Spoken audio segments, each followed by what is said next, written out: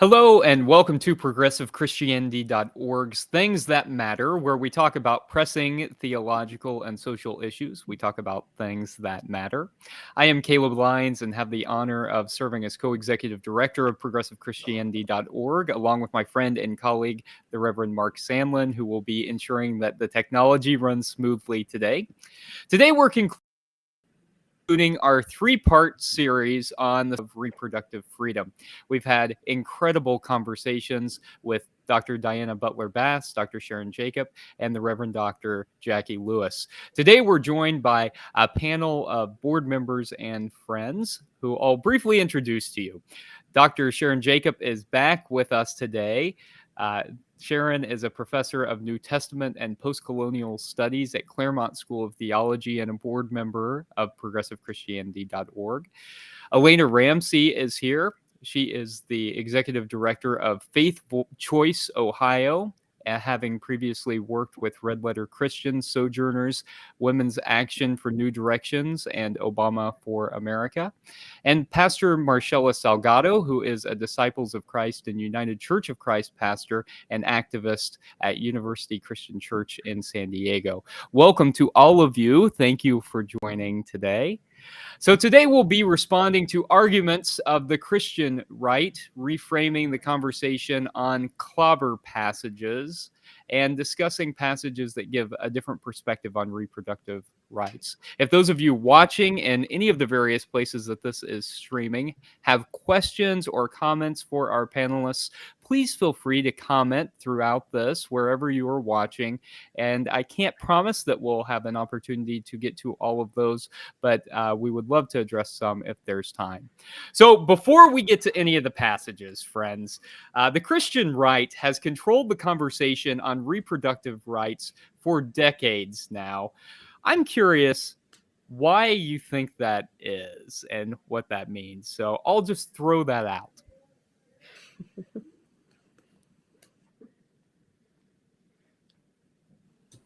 Happy to kick us off here. So I definitely want to name that we are here now in a post-world world without abortion access. Almost 50 years from when Roe was codified into law, and we're here not by accident. It is by design. Religious conservatives have dominated this conversation because they've designed it that way.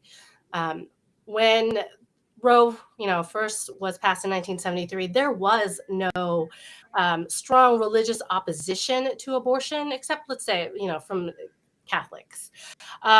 But otherwise, evangelicals in particular were not a part of this conversation. If anything, they joined the conversation after they couldn't pass, their racist segregationist laws, and so they needed something to rally their base around. And so abortion became that rallying cry for a lot of folks. And so we are here because of Paul Weyrich and others who developed this crisis for us, created then the moral majority, which is neither moral nor the majority in this country. And just really want to name that this is profoundly a Christian problem. Like, we're not here because the folks who protest in front of clinics here in Ohio and elsewhere, they're not our Jewish kin. They're not our Muslim kin. This has a lot to do with fundamentalist evangelicalism, bad theology, creating bad policies. Yeah, I fully agree. I think that conservatives needed a rallying cry, like you said. They needed an issue to focus on. And there are a few that they've really taken strongly, along with, salvation instead of, and I think Progressive Christianity posted about this earlier, where the word liberation was replaced with the word salvation. So we make it about a personal journey, our rights and wrongs, what's a sin, what's not, instead of focusing on the bigger themes of the Bible. So I think conservatives have definitely, in order to unify their message and find something, we all want something to be passionate about. And this has really worked for them. Being, pro-life and anti-abortion has really, really worked for them. And they've just continued to strengthen that cry and strengthen that message. To the point where people start to vote on that very issue, even if they disagree about everything else. If a candidate is pro-life, they will vote for them. So I think it's very disheartening and sad, and it's a very strong form of manipulation, honestly. I agree actually with both my counterparts, Elena and Marcella, and thank you for starting us off.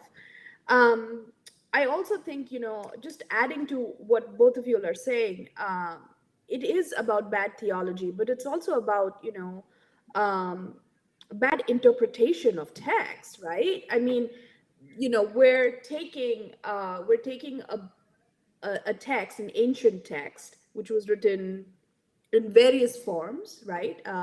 Before it was canonized and put together.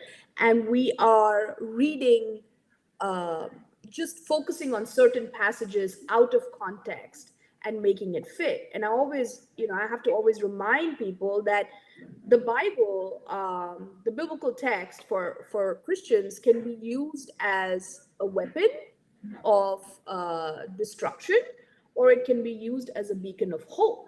How are we using these texts, and how are we using it, for the oppression of a few, in order to make it fit into our agenda? And to me, that's the key. I'm an immigrant to this country, and the conversation of abortion is very, very interesting to me, as a Christian woman, but also grown up in India, and watching the way the Bible, or any religious text, can be used as a tool, but particularly in the United States, the biblical text being used as a tool, um, to read verses out of context and create a narrative that simply the text does not justify. And to me, that is a very important issue, to me, in this conversation, that often, unfrankly, doesn't get picked up, or when it does get picked up, it is misconstrued and mischaracterized in such a way that the conversation of having to just dismantle that baggage itself is a huge task for many of us, right? So that's where I would start. Yeah. What, Sharon? The Bible getting taken out of context? I can't believe that. But I think that is exactly what we've seen, and I think that's a great segue to talk about some of these verses that are almost always taken out of context and not understood within their full frame. So the Bible doesn't really talk about abortion in the way that the conversation is framed today, but there are a variety of passages that the Christian right uses as tools, I think, for manipulation. And so I want to start with the one that I hear most, and I want to get your perspectives on this. And I think I hear Psalm 139 talked about a lot, particularly verse 13. For you knew who formed my inward parts, you knit me together. Boom. What's going on in this verse? What's this verse about? And anybody wants to jump in? I'll just jump in and say, disclaimer, I'm not, a biblical scholar by any means, but as a practicing Christian, I've heard this passage and many others like it. And it's the same justification, actually, in many issues. But when I look at this, the psalm, the psalmist, and, if we're going to look at Jeremiah as well, this is poetry to me. This is completely out of context of, again, as you said, like these are ancient texts, then being used in a prescriptive way, whereas this is describing very, I would say, just this is David, the psalmist David, crying out and connecting with the divine, and yet, yes, it is used today to justify the potential life of a fetus, which, I think many people value. Does not negate that by any means, but I do not list it though as authoritative over the value and the life of the pregnant person as well. should I just, can I piggyback on that? So I'm a New Testament person. You're asking me to talk about Hebrew Bible, two different genres. But I think one of the things we often forget when we read biblical texts is what context were they written in? Why were they written? What were they addressing? What were their audiences? You know, we can find justification for anything in the biblical text. I also think it's very interesting when the conversation of abortion happens, how we move very quickly to Hebrew Bible texts, while at the same time we have no problem as Christians being anti-Semitic, right? And knowing fully well that, with our Jewish brothers and sisters, their idea of fetus is very different in these texts. You know, we don't take that into consideration. We are immediately quick to point out, just particular verses versus what is being said in that entire psalm. So reading it fully in context will help us give an idea of what is happening. I also think it is deeply problematic when we are placing, verse 13 over and above, hordes and hordes of examples in the Hebrew Bible of women who are prophetesses, where the scripture refers to them without children, but as leaders of a community. And then, but we are going to focus on one verse. So to keep that in mind, yeah, that would be my thing. Always take it in context. Yeah, and I agree with both of you. Especially, we're actually talking about poetry this week in our church, and in looking at Psalms and so many other books of the Bible where it is poetry, and we need to be reminded of why and how David wrote these poems. It was a conversation and a reassurance. Many of the verses that he wrote were reassurances from God about his position, about who he was as a human being. And I think this serves as a really great example, like just that I am a being that God created. So I think, and in addition, if we wanted to get really petty about the verse and really dissect it, he was knit together in his mother's womb. We all are. Well, is a piece of yarn a sweater? Is a piece of yarn actually a beanie? It's not a beanie until you make it into a beanie. There's a point where it becomes, so I really don't know how this verse justifies that. I think it just reassures us and justifies that we are created as God's creatures, but it's not pointing to any, particular point in a mother's womb where that Mhm. that thing, that fetus is a human, like it doesn't point to an exact moment. So I think we need to look at it in context and not, take it out of context. I also want to give the disclaimer that when I view these verses, whether it's our more progressive view on these verses or whether it's, what conservatives tend to use as reassurance, for their pro-life movement, the Bible doesn't say anything about abortion. So I think that when we look at these verses, we need to be very careful how we use them, as progressives as well. The Bible doesn't say anything about abortion. Not to say that abortion wasn't taking place in biblical times, because it was, and we see that in historical texts outside of the Bible. So I think we really need to be careful. That doesn't mean that people won't take them out of context, but all of my discussion comes from that lens. So that's just my disclaimer. Thank you, Marshalla, for saying that, because I think that is such an important reminder that, the Bible doesn't say anything about abortion, but if we want, with terribly cherry picking and terrible interpretation, we can make it say what we want, right? And that we can do with anything. We can do that with you can do that with, Harry Potter or the Matrix, right? You can make it say what you want it to say.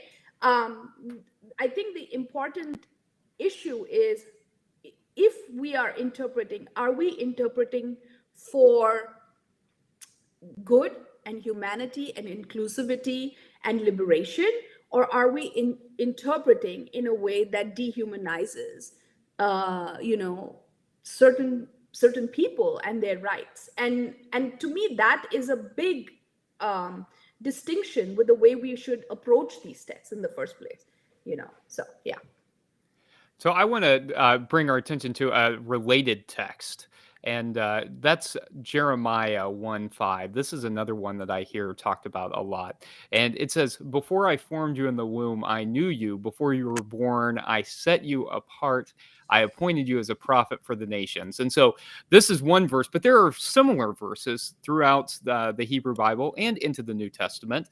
So Mm-hmm. there's things like Isaiah 49, 1-3. "The Lord called me from the womb. My inmost parts of my mother, God named me and said to me, 'You are my servant.'" Or there are even stories in the New Testament, like, say, Jesus and John the Baptist, who we encounter in utero. So, what do you make of texts like that, that are in some ways similar to what we've talked about as poetry in the Psalm, but are a little bit different as well? Mm-hmm. Well, I think I mean, probably Isaiah as well, but in Jeremiah, I mean, we have to consider that Jeremiah was a very young leader. He was chosen at a very young age. And if you look throughout, just the book of Jeremiah, there was a lot of questioning. And again, I think this verse serves as a reassurance. He finds comfort in the fact that God chose him. But I don't think it speaks um, to all humans in the sense that, like each and every one of us is chosen for this particular task. It's very clearly a voice or a verse where he feels God's anointing as a prophet. It's a prophetic call. It's an assurance of his prophetic call. It's an assurance of his role and what he needs to do, prophet. But I don't see it as a verse where we can all find assurance. Yes, we're all God's creations and we're all beautiful creations, but this particular verse, I think, is a verse of comfort and one of assurance of his calling as a prophet for the people. And that might relate as well for Isaiah and maybe even the New Testament, but that's my particular take on Jeremiah as a young prophet. One of the things I would say that I'm always struck by, even with the Lucan passage, right, where John is, oops, I'm sorry, my Siri went off. But one of the things I think that's very important for me in all these passages is, who are these people who are being called in utero? How does their lives lead? What happens to their lives, and what are their roles outside utero? Let's focus on that for a minute, right? Because it's very easy to talk about, protection of fetus, blah, blah, blah. But Jeremiah is someone who's very critical of what is happening in his time. John is someone who's very critical of what's happening in his time. And their prophetic role is about protecting the most vulnerable in their community. Is that something we would, in today's context, we can focus so much on the fetus, the unborn, but what are we doing to those voices who are already outside? How are we protecting those voices outside? And that's a huge problem. Are we okay with people being critical of the ways in which powers are coming in and oppressing those of us? Systems that continue to oppress the widow, the orphan, right? The women. These are people who are very, very critical. Again, we will focus on Jeremiah before, what does he say? Before he was formed in the womb. Let's, for a moment, just for a moment, right? Focus on Jeremiah outside the womb. What would have happened to people like him or people like John the Baptist in our context today? Which side of the issue would they be on? That's what I want to know. Where would they be standing? And for a moment, let's think about that. Right? I see Elena is nodding her head and smiling. So Oh yeah, absolutely. You both are so spot on. That one, yeah. Our worth is more than our wombs, and we cannot just uphold, this notion of fetal personhood, especially if we're not looking at it holistically through the life. If we are people who care about human flourishing and abundant life for all, then we have to think about reproductive justice and the wellness and the wholeness of all lives through their whole journey. And yeah, I'm the same way where I encounter lots of folks who really care. It's really easy to care about vulnerable babies and fetuses. I get that. And at the same time, what happens to the value and that dignity as the fetus continues to grow or becomes a child and so on? Because these are the same folks who will also be okay with the ways that we allow children to be locked up at the southern border, being separated from their families. And it's the same way that we regard children who are not safe in their schools, who are not safe from police brutality.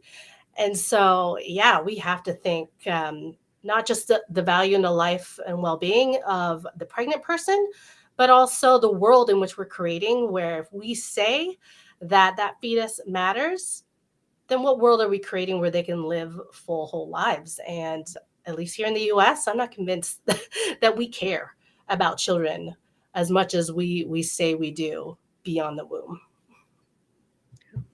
Yeah, to follow up that, Elena, and Marshala, I'm also wondering if this is a conversation of protecting a few while disregarding, so many more. You brought up the the very painful but real example of children being locked up in borders, right? So are we actually talking about the protection of all unborn, or are we talking about the protection of some unborn over and above many others? And how does race play into this conversation? Oh yeah.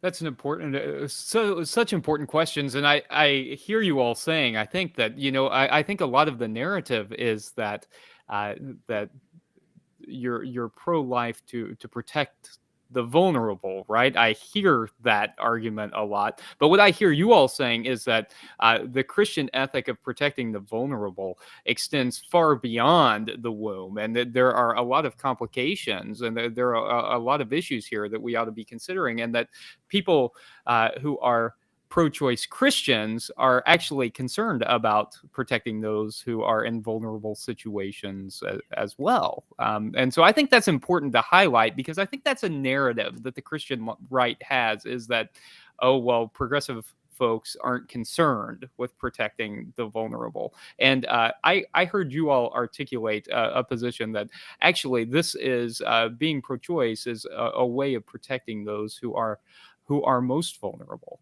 And so I have a question for you all, and it's a little bit different kind of a passage, and I want to see what you all think about this.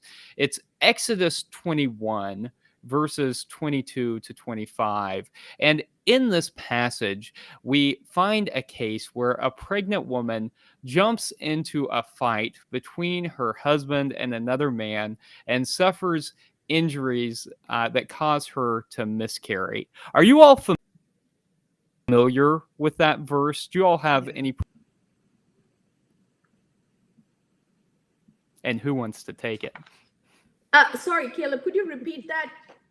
Yeah, so it's what? Exodus 21, verses 22 to 25. And it's about a pregnant woman who jumps into a fight between her husband and another man, and she suffers injuries herself, and she miscarries the fetus because of that. Do you all have thoughts on that? Yeah, I think this passage, really points to Jewish teachings and how Christianity is founded on the Hebrew Bible. And so when we put this in context, again, the Jewish uh, understanding of a fetus that is not full life until first breath. And so in this passage, you see that you have a person who miscarries, and the punishment for that, if someone were to kill the pregnant person, would be an eye for an eye. It would be lex talionis. But if it only resulted in a miscarriage and only impacted the fetus, then this passage says there would be a fine imposed. So it's not the same punishment. And yes, this is problematic. It's very patriarchal. It's very retributive in that regard.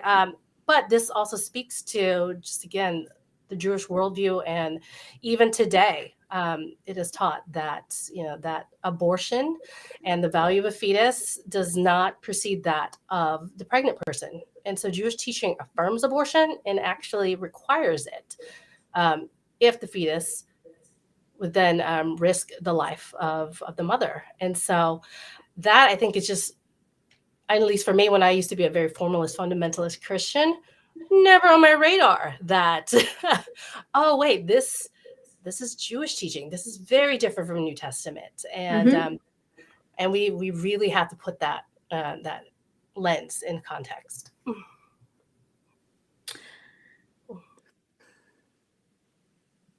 Yeah, I agree. I think what often bothers me when we use ancient texts and the way in which the abortion debate is going in the contemporary context is the way in which we insist on tying the personhood of women to wombs, right? It's like women have no other subjectivity apart from their womb. And how are we any different from what was happening 2000 years ago? I hope we could have progressed in this case. But the fact that, in this text particularly, um, it is more about, like the woman becomes a walking womb versus anything else, like, no identity, no, no personality. And to me that is really problematic. And even in the New Testament we have the same problem. Again, because we're talking about texts that were written 2000 years ago, and they understood women as being, contributors to life, and that was the um, extent of their contribution to society. Even when you look at someone like Mary, who is often quoted, Mary the mother, Catholics love to quote her. uh, her identity is completely tied to her ability to give birth to Jesus. What happens to her after Jesus is born? She's out. Like, you don't even see her after that. Same thing with Elizabeth. You hear a little bit of her when she's pregnant with John the Baptist, but then they leave. And at the same time, you also hear in Paul's letters that, uh, getting married and having children was not that important for Paul, who believed that the world was going to end. And he actually says that in his letter to the Corinthians, where he talks about, get married, but he's not saying get married to have children. He says get married to take care of your desire. And that's radical in its context. So this idea that, we have to constantly keep tying women to a particular body part is so dehumanizing. And the fact that we as women continue to support that kind of patriarchy is even more problematic. And I hope that we can see ourselves beyond just fragments of body parts, and as people, and as, with a full personality. um, yeah.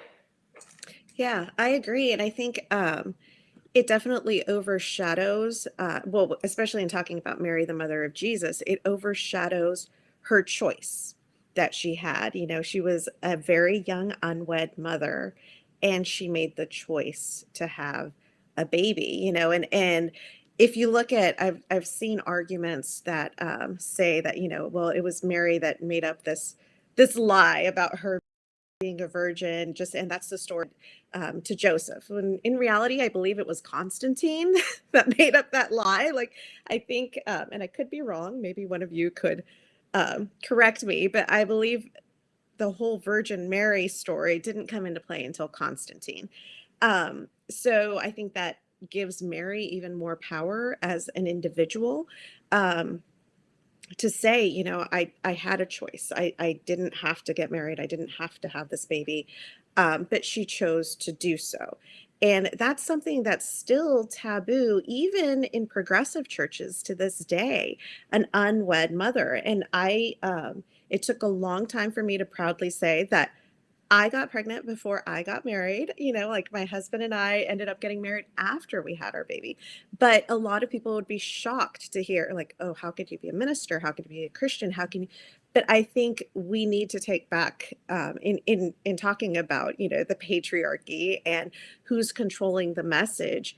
My choice to have my child outside of marriage was my choice, and it doesn't affect my relationship with God, my relationship with the people that I ministered to and among. You know, and I think that's a really important message. And I mean, we have an amazing daughter, but that's also not tied into who I am as a human being, and more particularly as a woman. You know, I also read somewhere, like I think it was a very conservative Christian organization, where I read about misplaced compassion, where they think that progressives are, you know, we feel so bad for the woman. You know, if she has a child, it might interfere with her success and, you know, with her. But the truth is, we're strictly viewing, again, women as only mothers, that motherhood takes precedence to everything else. And the truth of the matter is, not everybody wants to be a woman or a woman, maybe not everybody wants to be a mother. Maybe not everybody wants to or feels that they have the ability to take on the responsibility of raising a child. Maybe they don't even, you know, feel like when the adoption idea comes up, you know, like there's just so many elements that come into play, but it's not just motherhood, you know, it's the womanhood, what makes us women, what makes us people with wombs. And it's not just the womb, you know, it's not our lives aren't controlled by that. So I don't think it's misplaced compassion. I think it's just the right thing to do is to allow women to have choices over their lives and their bodies. What I think I've also heard you all saying is that that's a biblical understanding as well, to view the from the fetus, that's actually based on the biblical understanding. If we actually take things in their socio-historical context and don't cherry pick verses. So there are two more verses I want to make sure that we cover, and this one is kind of an odd verse. It's Numbers 5. And in Numbers 5, there's the situation where this woman is suspected of having an affair, or having conceived a child outside of wedlock. And it seems like in this that God orders an abortion, or maybe gives some guidance on how that should be done. Do you all have any insight into Numbers 5? So I love this passage because it troubles the waters for a lot of right? Because I mean, I'm not going to proof text and say like this is the passage where God condones abortion, but it's in there of a spiritual authority, a priest who dispenses bitter waters that then induces a miscarriage. And granted, in the context of this passage, it was a form of punishment. It's very problematic in that regard. But the point lies that, you know, like yes, abortions happened in Yeah. the ancient times and continue today, and that even miscarriages, this is the thing that blows people's minds. Medically, miscarriages are termed spontaneous abortions. They are considered abortions, whether elected or induced, by the medical field. And so if I'm reading this text, then I mean, that to me is an abortion induced by a spiritual figure. That is not to say, though, that I would say, yes, that means then the Bible absolutely condones abortion. No, I just take that as one more reading, one more way to look at scripture and see that it absolutely can be told in many different ways. And I think what was so essential about the conversation we just had a minute ago is recognizing who's telling the story. Right. Whose voices are not being heard. And as we see in a lot of these passages and so forth, like these were all written by men, they're centering men. And it is not looking at the experiences of birthing folks who are often women. Mhm. And this is why it's so critical that we have these kinds of conversations that include womanist theologies and feminist theologies. No offense to you, Caleb, but I can sit here and talk all day to Sharon and Marcella because there's a richness to this conversation when we talk about, like whose stories are not being told here. And I mean, yes, it's interesting, this passage. This happens with the spiritual figure, but I want to know more. I want to know more about this person who's being forced to have this miscarriage too, against their will. Mhm. That's reproductive oppression. And so can we talk about that? Not just that this is abortion on demand, but this goes against consent and bodily autonomy. Right. Yeah, I mean, and talking about consent and bodily autonomy, just going back for a moment, because I got to talk about Mary because she's my girl. With the passage of Luke, I also, again, we often hear people like, you're not reading the text, closely. Well, but if you read the text of Luke closely, Marcella, you're right. Mary makes a choice. It is about consent. Only after that she is impregnated. But she's also very smart because she makes the choice after the angel assures her who this child is going to be. And from an economics standpoint, she makes the choice after she knows, okay, it's okay for me to bring this child because this child is going to be great in whatever way you say this child is going to be. But again, we miss that part, right? Because we're so focused on the motherhood of women that we miss the ways in which women were navigating in the ancient world. When we read ancient medical texts in my classroom, for example, students are really surprised that there were abortions taking place. There was birth control in the ancient world. They were talking about things like that. Of course, these were texts which were written by men, so they had no clue what they were doing and what they were talking about, and that's fine. But these were topics that were being discussed by the ancient medical writers. I think, again, to Elena's point, this particular text, these are texts, they're written for women by men, right? But how are women dealing with this day in and day out? Women are survivors. Women know the system really well. They know how to survive in this patriarchal system. What were those stories like? How were they finding ways to navigate? Those are conversations we rarely have because we're just focused on the words in the pages as opposed to what could have been the ways in which women were surviving in these contexts. Come to think of it, the whole conversation of adoption. If you look at Matthew's genealogy, Jesus is adopted into the Davidic line, right? He writes the genealogy, and then at one point he realizes he has painted himself into a corner, and then he needs to talk about it as an adoption into the Davidic line.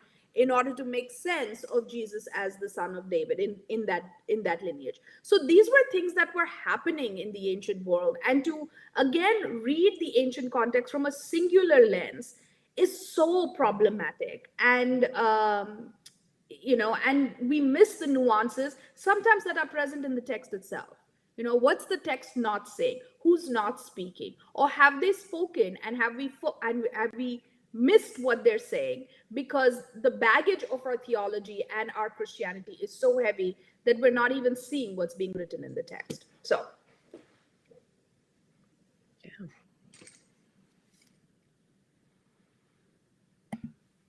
we're getting close to our final bit of time here, and so I want to make sure that we hit one other important verse, I think, and that's Genesis 2:7.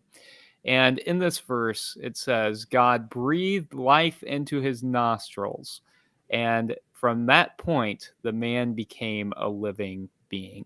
What do you all make of that? Again, the Bible's not a science textbook. So I think to use that verse, either side, again, is cherry picking. I think it's just a lovely way to say that we were created by God, as God's beings, God's creatures, and just who we are as humans, as being all of us, God's creation. I really don't think that this is a particular verse that would speak for, when life starts. I think science can do that, and we're blessed to have had science all along throughout history. I think Sharon just spoke to that. There was science back, in biblical times. If they had, I did not know about the birth control. I knew that abortions, but I'm blown away by this idea of birth control in biblical times. But of course, because women especially are, like you said, we have made ourselves capable of navigating the patriarchy. We find our ways to control our bodies as much as we can within a patriarchal society. So I think this verse doesn't speak against or for abortion. I think it just once again affirms who we are as creation, and being beautiful and filled with God's spirit. I think that's what this verse is about. So I'm having trouble understanding, because I often do, how this is used for pro-life, because technically God breathes life into the man, but the man at this point, I'm assuming, is a full-grown man, is not a fetus, right? And he is outside God, right? So I think that's the question: is this defining life at first breath? Is that the goal of this, or what's happening Outside the womb, though, right? outside so this is humanity Just saying, if created, we imagine God right? as a womb, right? Yeah. Right. Outside it, right. So no womb, and it is this defining life at first breath or on here? And so I think what I heard Marcella saying was that while it seems like that's what's happening, that maybe we still shouldn't use that to define when life begins. But do you all have other perspectives on that? Yeah, I mean, I think the text is, like if we were to talk about when does life begin, in this passage particularly, it begins outside, right? That's when the first breath is breathed by God into the human being. So yeah, if we want to get really literal, then we can really get literal with this text. I mean, and that would be the way I would read it, but I can see how it can be, we will focus on the breath, not where this human being is in the body of God, right? Which is clearly, these are two separate entities at this point that is being breathed life into. So just want to put that out there. Yes. Yeah. No, I've heard this passage a lot. There definitely is a lot of cognitive dissonance, as we point out, especially if we want to be literal about it. And yet, that is often what happens, right? Like some cases will be like, "No, we value all life," and you're like, "Okay, what does that mean then? Let's talk about that." But if you go down to roots, then you see like, oh, there's some problems with these arguments. So yeah, we have to base it on something, and science. It's a really reputable source. At the same time, I also look at this as a way to affirm like there are different viewpoints, worldviews, and that we cannot put one above the other. And that is unfortunately what is happening in our very white Christian nationalist country, where we end up absolutely negating, one Jewish teachings that does teach that life for them begins at first breath. And then we end up absolutely just blowing to bits our religious freedoms, because then we say that no, we have to codify into law this particular teaching that life begins at conception and that the fetus matters and their personhood matters. But that absolutely is a violation then of Jewish teachings and their religious freedoms, and it's a violation of Muslim teachings that also doesn't say that teaches that ensoulment or a fetus is not viable until 120 days. And so for me, if anything, it points to why we need a better way to talk about these conversations that aren't just rooted in religion, because everyone's religion matters and should, but it's clear that there's a lot of white Christian supremacy happening. Absolutely. Yeah, I leave it at that. Yeah. And I think that's a good point to pivot. And in just a minute, I'll tell you why, because I want to tell you all what we're going to talk about next week. But I want to say thank you to all of you for really delving into this. And one of the most powerful things I heard was that even when there were voices in the text that pointed to a pro-choice point of view, that you all still held fast to the view that we shouldn't cherry pick, and that the Bible is a complicated text. And so I appreciate that. I also appreciate the fact that you all reminded us over and over again that we need to see the verses in their context, and that many of these verses are not meant to be taken literally. And it reminded me of John Dominic Crossan's famous quote that the point isn't that ancient people told stories and we're now smart enough to take them symbolically, but they told symbolic stories and we're now dumb enough to take them literally. And so I appreciate your point to keep us focused on that. So I want to say a huge thank you to all of you who participated in today's panel. And there's still so much that we could talk about in our 3 sessions. We still, I don't think, have adequately addressed thinking about trans and non-binary individuals and how this issue affects those folks as well. We do hope that this has been helpful, though, to all of you who have been watching, and that this can be a tool for you, and particularly for faith communities, to deal with the many conceptions about what Scripture says about reproductive rights. One of the reasons I wanted to end on Elena's comment is because she was talking about white nationalism. And next Wednesday at the same time, we will begin a new series on things that matter, where we will be discussing white Christian nationalism. So Mark, Sharon, and I will be joined by 2 guests, Dr. Greg Carey, who's a professor of New Testament at Lancaster Theological Seminary, and Dr. Tracy West, who's a professor of Christian ethics and African American studies at Drew University Theological School. So I want to thank you all for being with us today, and we'll see you next time on progressivechristianity.org's Things That Matter.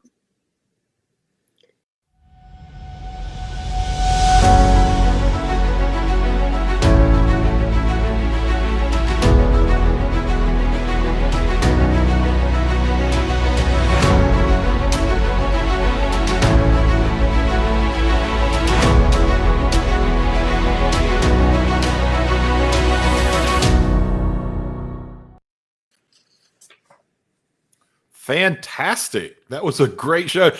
There was a lot of energy. Are we still live, Mark? It still says live. Yeah.